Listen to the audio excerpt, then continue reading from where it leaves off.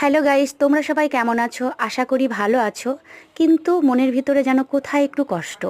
হ্যাঁ বন্ধুরা, চৈত্রকে বিদায় জানাতে আমারও একটু কষ্ট হচ্ছে, কিন্তু কি করব, কিছু তো করার নেই, এটাই নিয়ম। আমরা যাচ্ছি মা ষষ্ঠীর কাছে ফুল ফল দিয়ে মা ষষ্ঠীকে একটু ঠান্ডা করতে। তোমাদেরকে এই নিয়ম আছে? যদি থাকে অবশ্যই আমাকে কমেন্ট করে জানিও।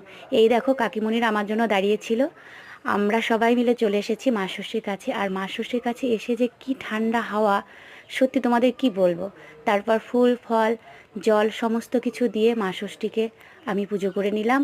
কিন্তু মা ষষ্ঠী বলছে কলা খাবে না, কিন্তু ছোলার ডাল কলা দুধ এটা তো দিতেই হয়। আমি ঠেসে মা ষষ্ঠীর মুখে ধরলাম কলা পাকা। যাই হোক, উনি শেষমেশ খেয়েছেন। আর মা ষষ্ঠীকে ঠান্ডা করে যদি শিব ঠাকুরকে ঠান্ডা না করি তাহলে কেমন হয় বলো তো।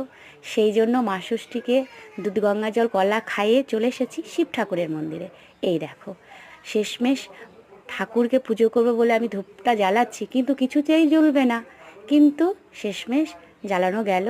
আমার মতো করে আমি শিব ঠাকুরের পুজো করে নিলাম। আর শিব ঠাকুর যদি রেগে যায় কি হয় তোমরা বলো তো? হ্যাঁ, মহাপ্রলয়। সেই জন্য আমি চাইছি না ঠাকুরকে রাগাতে। যাই হোক, আমার মতো তোমরাও হয়তো আজকের দিনে শিব ঠাকুরের পুজো করছো। আশা করি তোমরা সবাই ভালো থেকো, সুস্থ থেকো। আর ভালো লাগলে একটা লাইক করে দিও। তারপর আমরা সবাই মিলে চলে এলাম বাড়িতে।